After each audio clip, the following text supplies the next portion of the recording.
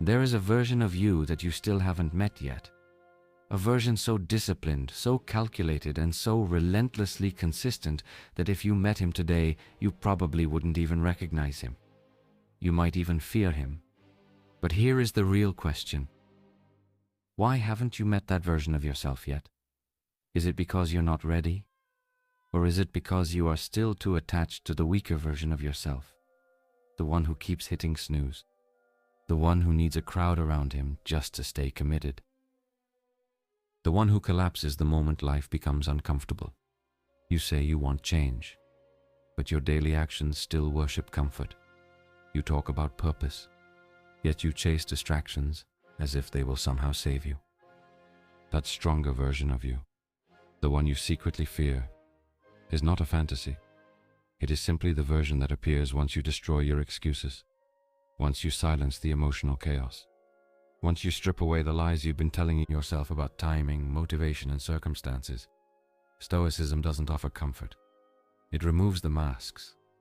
It forces you to stand face to face with your own reflection and ask one brutal question. Am I truly the person I claim to be? Or am I still pretending? The Stoics believed something powerful. Virtue is not about intention. It is about action. Freedom is not given. It is earned through self-mastery. And if you're still listening to this message right now, it means something inside you is beginning to wake up. A part of you is ready to burn through the illusions. Not for approval, not for recognition, but because you are finally tired of living beneath your potential. This is not about impressing the world. It is about reclaiming control over yourself. A quiet, personal declaration.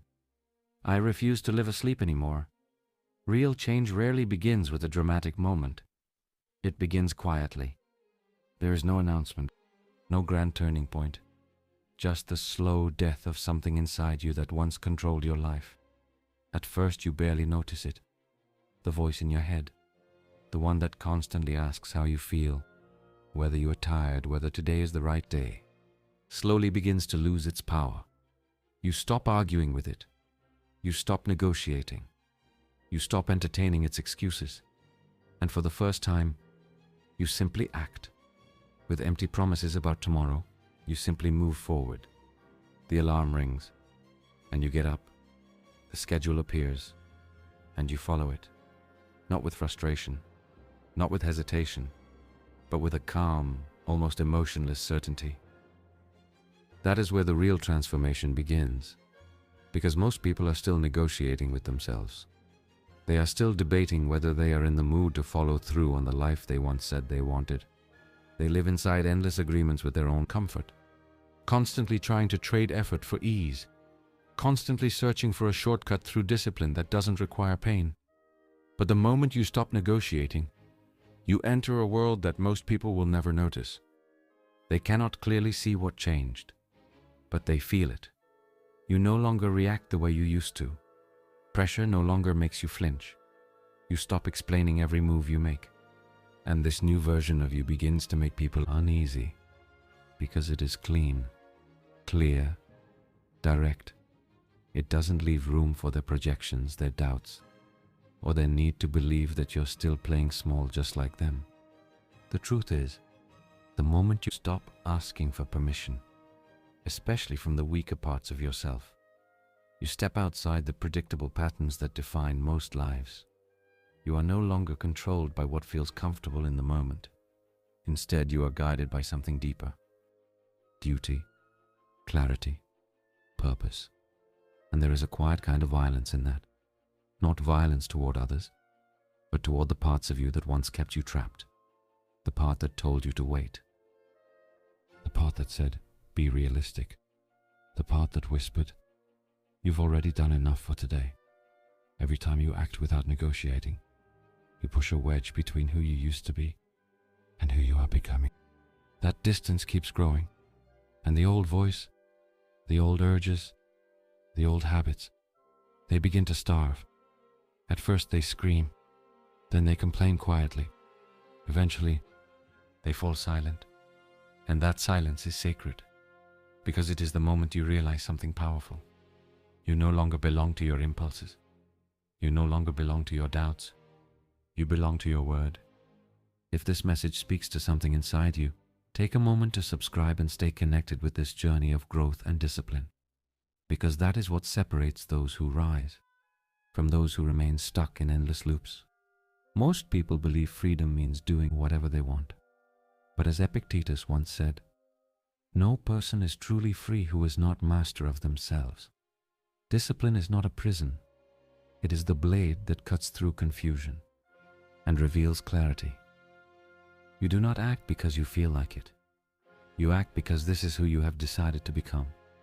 And that identity cannot be shaken, because it is not built on emotions.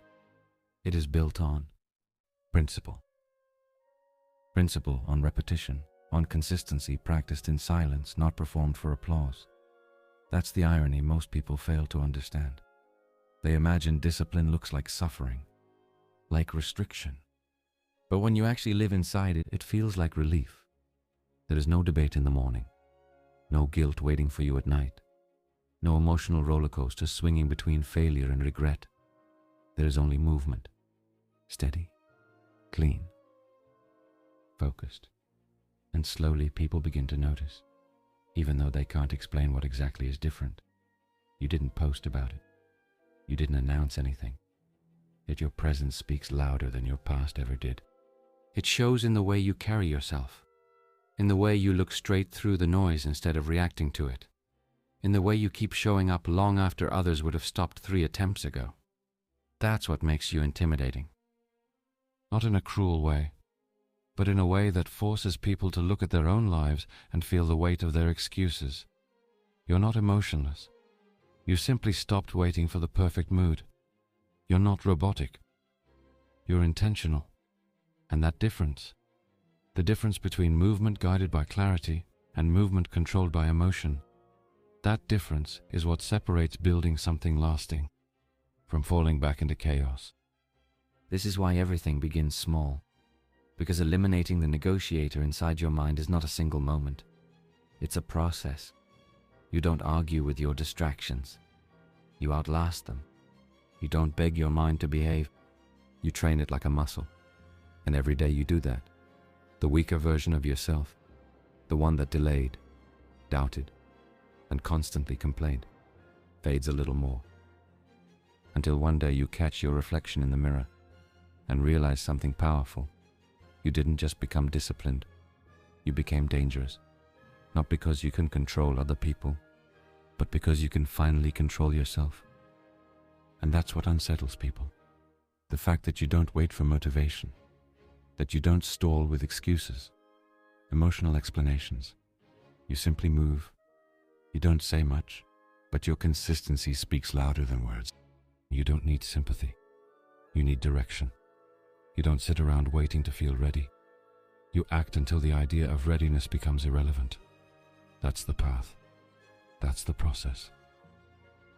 And once you have lived that process enough times, something interesting happens. You won't even remember the last time you asked yourself whether you felt like doing it, because you simply won't care anymore. That question no longer exists in your mind. That old version of you, the one who hesitated, the one who explained everything, the one who needed constant convincing, is gone. And in its place stands someone different, someone who doesn't waver, doesn't ask, doesn't need permission. They simply move. They act. They become. There was probably a time when you used to share every decision you made, every goal you set, every plan you started, every promise that you were finally going to change things. You talked about the new schedule, the early mornings, the diet, the grind. You believed that if you said it loud enough, if enough people heard it, maybe you would finally follow through. Maybe the pressure would force you to stay accountable. But it never really worked, did it? Because talking about change gave you the feeling of progress without demanding the sacrifice. And eventually you learned a truth that very few people talk about. When you speak too early, you weaken the fire. You release the pressure before it has time to build real power. True transformation doesn't need a megaphone. It doesn't require an audience. It requires silence. Not because you're hiding, but because you have finally found peace inside your discipline. You no longer need to explain the work, because once you become the work itself, everything begins to shift. It's strange how silence becomes your armor, not because it protects you from others, but because it protects your focus from their noise. The moment you stop sharing every detail of your life is the moment you stop chasing approval. And once that hunger for validation fades, you gain something far more valuable than praise: presence. People who once felt close to you may begin to say that you've changed, that you've become distant, cold, detached. But what they are really experiencing is your stillness. And stillness is deeply unsettling to chaotic minds, because most people don't know how to exist without noise. Silence makes them uncomfortable. They search for constant reactions and feedback just to feel alive. But discipline doesn't chase attention. It becomes attention. You enter a room without saying a word, and something subtly shifts. Not because you demand respect, but because your silence reflects self-respect. It's in the way you look at the world, the way you no longer feel the need to explain yourself, the way your actions arrive quietly. Yet once they arrive, they cannot be undone. You've become someone people struggle to read, and what people cannot understand, they often fear. At first, that silence may feel unusual, almost like you are holding something back. But with time, it begins to feel like peace. You start to realize how much energy you once wasted explaining your journey to people who were never walking that path with you, people who never understood the weight of your ambition, yet somehow felt entitled to judge it. So you let go. You release the need to convince them. You stop trying to make them comfortable with your growth. And inside that quiet space, you grow faster, deeper, because no one is interrupting the process. No one is reacting. No one is projecting their own limitations onto your work. It becomes just you, the path ahead, and the steady rhythm of your own breath. For the first time, you can clearly hear your own thoughts. And more importantly, you begin to hear yourself believe. That voice used to be buried beneath applause, beneath commentary, beneath shallow encouragement. Now it's clear, now it leads. The Stoics understood the power of this stillness. Marcus Aurelius once wrote, "The more we value things outside our control, the less control we actually have." And when you constantly talk about what you plan to do, you slowly give away your power. You hand your energy to things you cannot truly control, to opinions, to reactions, to likes, to praise. Silence pulls that energy back. It gathers it like a storm-building strength. It holds it close, refines it, sharpens it, so that when you finally act, when you execute, it's not hesitant, it's not weakened by the need to be understood. It's direct, clean, heavy, and that weight can only come from the depth of work done alone, in private, in quiet. You don't need an audience to become excellent. You only need to decide that attention is not the objective.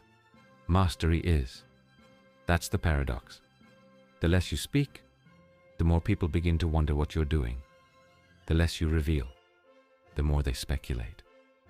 Silence creates mystery, and mystery carries power.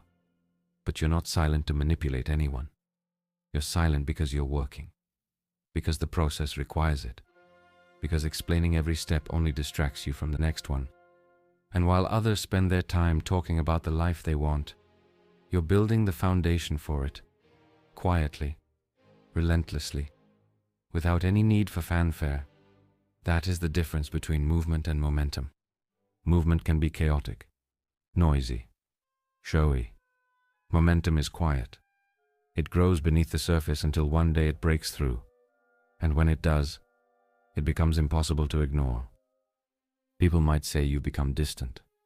They might say you've become cold. Let them think that. They don't understand that solitude was necessary. That in order to hear your own values clearly, you had to silence theirs. That to follow your own path, you had to step away from theirs. They assume silence means disconnection. But the truth is something very different. It means connection, just not to them. To something deeper, to something lasting. Seneca once said, "Associate with people who are likely to improve you, and if no one around you meets that standard, then your silence becomes your shield." It becomes the sacred space where your discipline grows, protected from the influence of mediocrity. Eventually, your silence becomes your signature. You no longer explain your habits, your schedule, your standards. People simply notice. You walk past them, and they feel the weight of your choices, without a single word being spoken. They see the results, and those results speak louder than anything you could have ever said, because discipline leaves evidence behind. It writes its own story. It doesn't need an introduction, and if you remain committed long enough, that story begins to speak on your behalf. Without hashtags, without posts, without announcements, just presence, just execution, just the quiet certainty that you no longer need to be seen, because you already know who you are. That is what turns silence into a signal, not a signal of absence, but of focus, not a sign of retreat, but of preparation. You haven't disappeared. You've simply realigned. You've stepped into a space where every move is intentional, where every hour carries meaning, where every day serves the mission. And because you no longer chase applause, you've become immune to the fear of being ignored. You traded visibility for vision, and that exchange will always return more value than popularity ever could. Discipline does not ask for recognition. It earns it slowly, quietly, over time.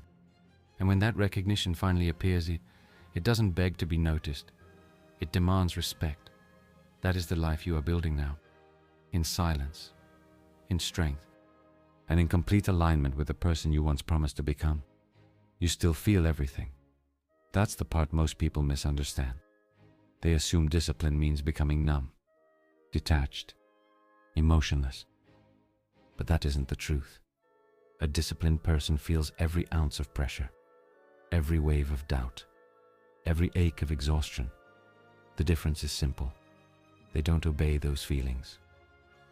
Emotions arrive uninvited and often unwanted, but they are not allowed to sit in the driver's seat. They knock, they shout, they beg for attention, but the door remains closed. You cannot eliminate emotion, and you shouldn't even try. You can only place it where it belongs, like wind pushing against a ship. If you're not anchored, it can push you far off course. But if you know how to navigate it, that same wind can help move you forward. The real key is control. Not control over the emotion itself, but control over your response to it. Think about how many decisions you've made simply to change how you felt in the moment. How many times you skipped the workout, not because it was the logical choice, but because comfort felt better. How many times have you postponed a task because boredom whispered, "Do it later"? How many goals did you pause because fear quietly asked, "What if it doesn't work?" Emotions are incredibly persuasive. They often wear the mask of logic even when their message makes no sense. And unless you have trained your mind to pause, to hold still, to examine what is happening, you will fall for it again and again. The disciplined person still hears those voices, but they have built a second voice inside their mind, one that does not argue, does not panic, does not collapse. A voice that simply says, "Proceed," not because the emotion isn't real, but because it doesn't have authority. You will feel the urge to stop, especially when progress is invisible. You will feel the temptation to distract yourself, especially when deep focus begins to hurt. You will feel the craving for something easier, especially when the path becomes lonely. All of this is normal. It is not a flaw in your system. It is the system itself. You are not being tested to see whether you can avoid emotion. You are being trained to act through it. Carl Jung once said, "Until you make the unconscious conscious, it will direct your life and you will call it fate." And this is what discipline truly does. It exposes the patterns. It brings light to the emotional reactions that once controlled you in the dark. It does not suppress them. It reveals them. There is a difference between acknowledging a storm and stepping directly into it. You can see the rain, you can hear the thunder, but if you have a mission, you put on your coat and walk anyway. That is discipline, not the absence of rain, but the refusal to let the rain stop you. Emotional weather will always shift. One day you may feel unstoppable. The next day you may feel like quitting before you even begin. But the disciplined person understands one simple truth. Feelings are not facts. They are simply data. You take the information, and then you decide what truly matters. The goal does not change. The schedule does not change. The commitment does not pause just because your mood has dropped. This is not about being harsh with yourself. It is about being honest. Too many people confuse kindness with indulgence. They believe that listening to every emotion is self-care. But sometimes self-care is discipline. Sometimes real care for yourself means saying no. We keep moving forward because we understand what waits on the other side of consistency. You have felt the pride that comes from following through when everything inside you wanted to give up. And you have also felt the regret of quitting just to stay comfortable. That contrast teaches you more than any book ever could. It shows you that emotional authority doesn't come from silence alone. It comes from structure, from showing up anyway, from doing what must be done, especially when it feels like the very last thing you want to do. The more you train yourself this way, the quieter the chaos becomes. Not because it disappears, but because your relationship with it has changed. You no longer panic when doubt appears. You simply breathe. You no longer collapse under frustration. You adjust and continue. You've built a mind that knows how to hold the line. And a mind like that, steady, unbending, alert, is rare. Most people give up the moment discomfort appears. They treat it like a signal. They call it intuition. But the disciplined understand something deeper. They know intuition must be sharpened through action, not just emotion. They know that not every moment of discomfort is a warning. Sometimes it's simply resistance before growth. When emotions become background noise instead of commands, you become efficient. You become focused. You become incredibly difficult to knock off course. And that is when people begin asking how you do it, how you stay so consistent, so stable, so unaffected. But they never see the work behind it. They never see the mental repetitions. The moments when you sat with frustration and refused to react. The moments when self-doubt appeared and you didn't flinch. The moments when you were completely exhausted, yet you still followed through. They only see the surface. But beneath that surface is a mind trained to act not from emotion, but from clarity. Aristotle once believed that excellence is not a single act, but a habit. And that habit is not built when everything feels easy. It's built when everything inside you screams to stop, and you keep going anyway. When you train like that long enough, something changes. You don't just develop discipline, you develop peace, because nothing inside you is fighting anymore. The emotions are still there, yes, but they're no longer loud. They're no longer dragging you in 10 different directions. They've been heard, but they've also been calmly overruled, again and again. And that calmness is what makes disciplined people so unsettling to others. Because when you can't be easily swayed, you become rare. And when you become rare, you become powerful. Not because you dominate the world, but because you finally learned how to lead yourself. You don't need to shock the world to be powerful. You don't need constant surprises, or to reinvent yourself every few months, just to stay relevant. You simply need to become someone whose word, especially the word you give yourself, is law, predictability. The way most people think about it sounds boring. It sounds like stagnation. But there is another kind of predictability, the kind that doesn't bend when the wind changes, the kind that doesn't ask how difficult the day will be before deciding how much effort to give, the kind that becomes so rooted in consistent action that from the outside it looks almost unshakable. That kind of predictability makes people uncomfortable Because when you move forward, without needing a push, without needing praise, without waiting for the perfect conditions, you break the pattern they expect from others, and even from themselves. There is something unsettling about a person who actually does what they said they would do, even when no one is watching. There is a quiet tension in it, a steady intensity that doesn't beg for attention, but also cannot be ignored, because it is rare. Most people flinch the moment pressure arrives. They act only when the spotlight is on, and slow down the second it disappears. Their entire rhythm is reactive. But when you are disciplined, your rhythm doesn't change. It doesn't depend on attention. It doesn't shift based on mood or convenience. You become dependable in a way that quietly forces people to question their own inconsistency, and without raising your voice, without forcing your will on anyone, you begin to lead.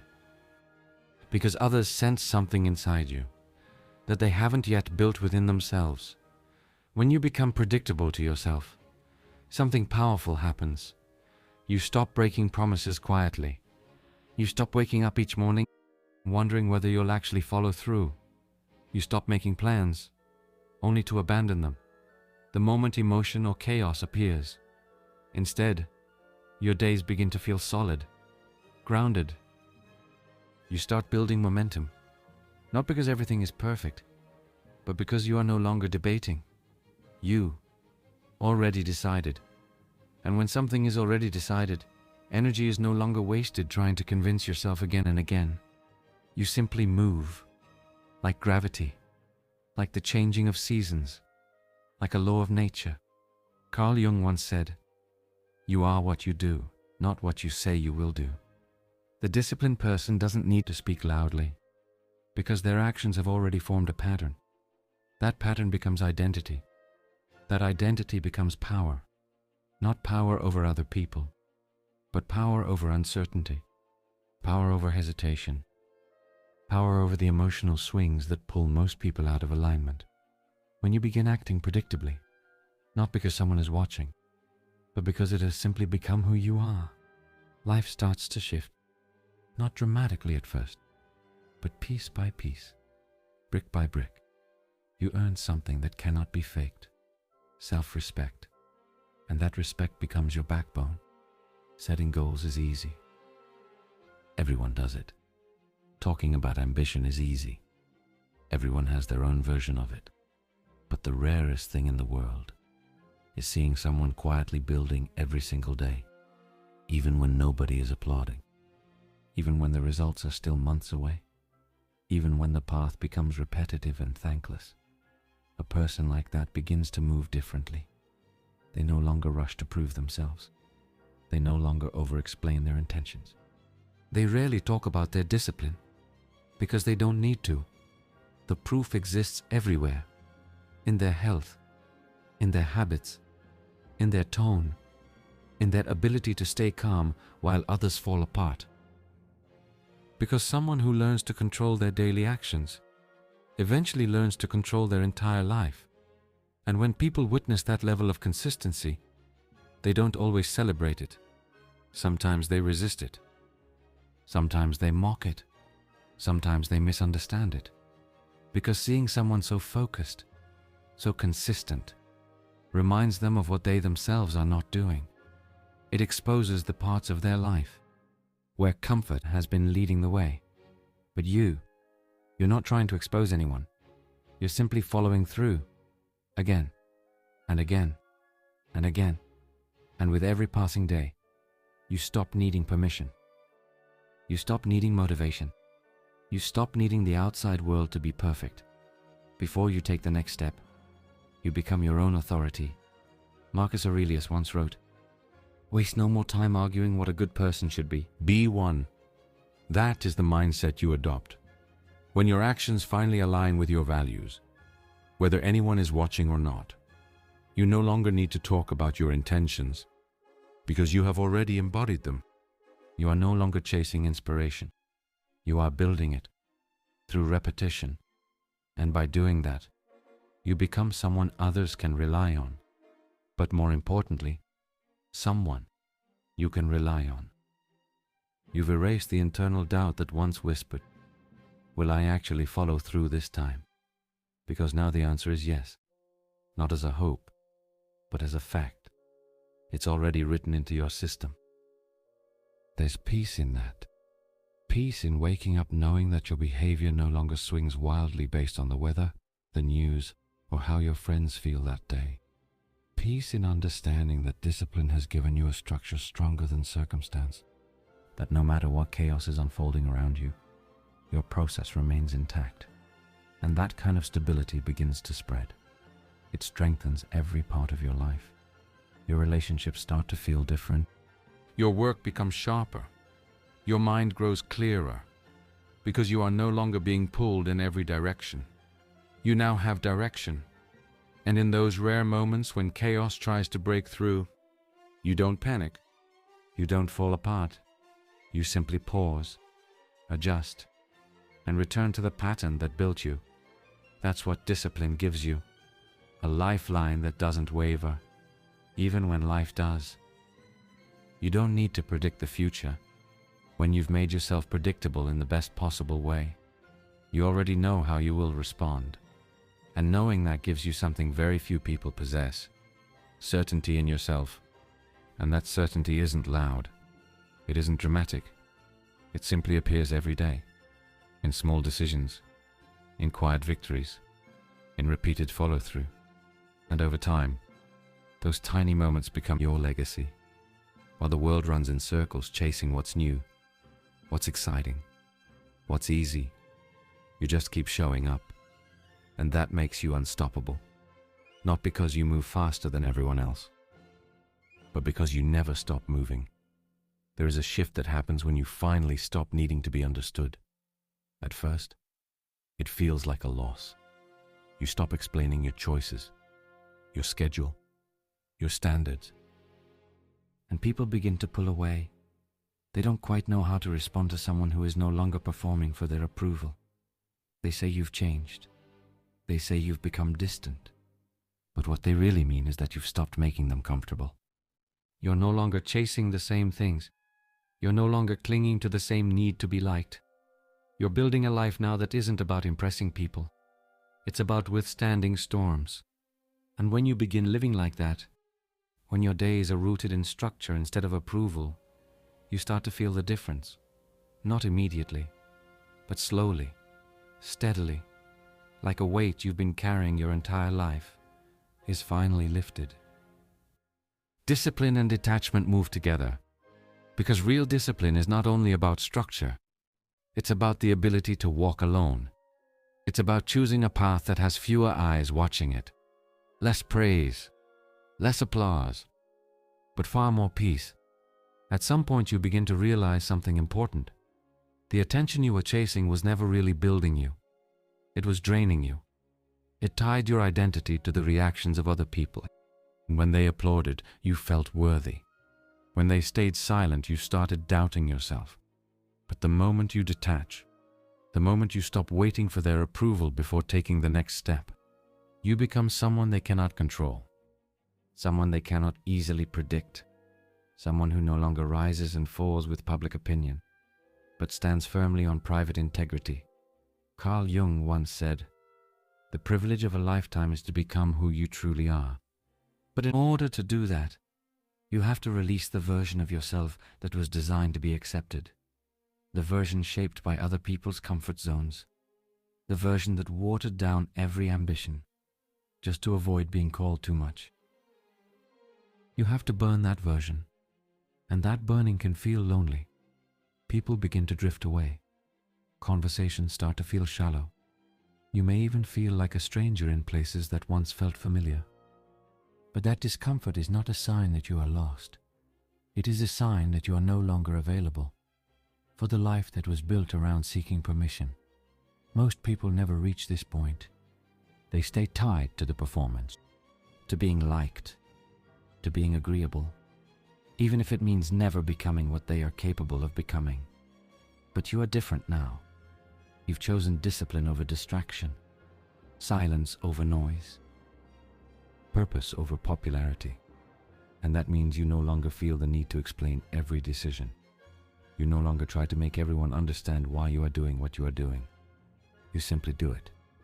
And that kind of detachment is powerful because it says something simple and strong. I know who I am. I know what I'm building.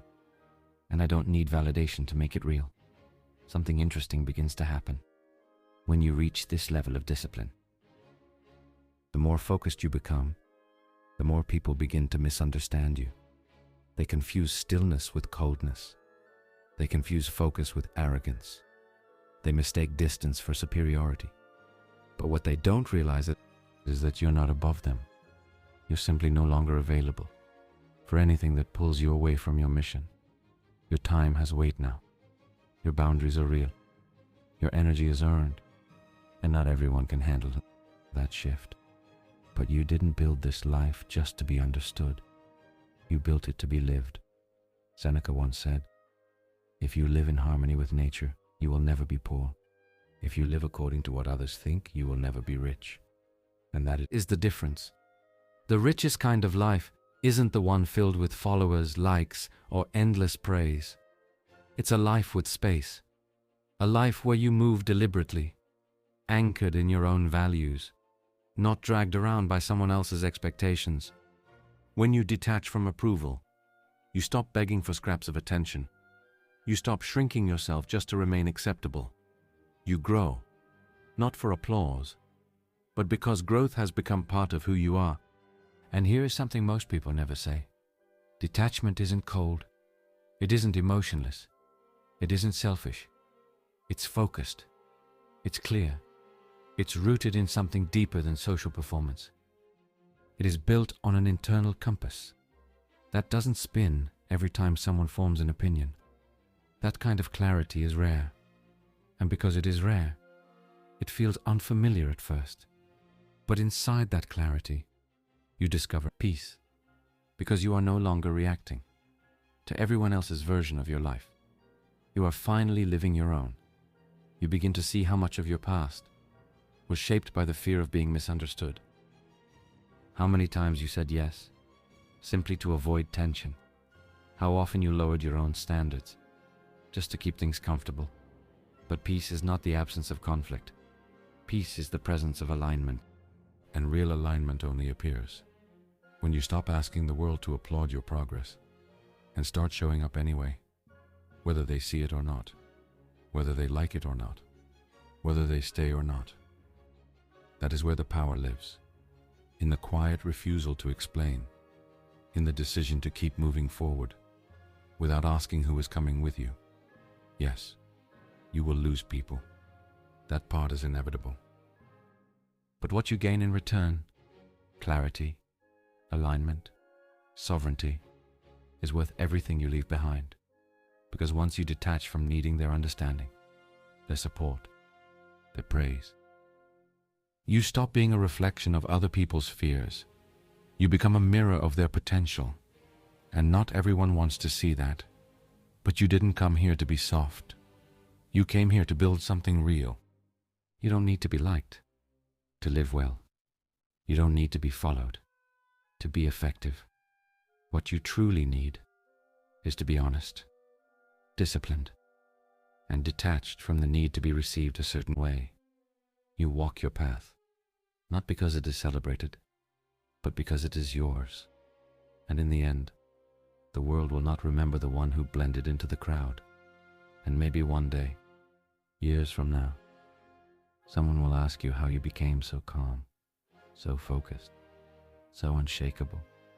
They'll search for some secret, some hidden trick. But the truth will be much simpler. You just kept showing up on the days nobody believed in you. You kept moving when motivation disappeared. You kept building when nobody was watching. And piece by piece, day by day, that quiet discipline turned into a life most people only talk about. So remember this: you don't need to rush. You don't need applause. You don't need permission. Just keep showing up, because the most powerful transformation in life doesn't happen loudly. It happens in silence. They will remember the one who stood firmly in their truth, while everything around them begged them to bend. And you will sleep peacefully, knowing you didn't bend. You simply kept building, quietly.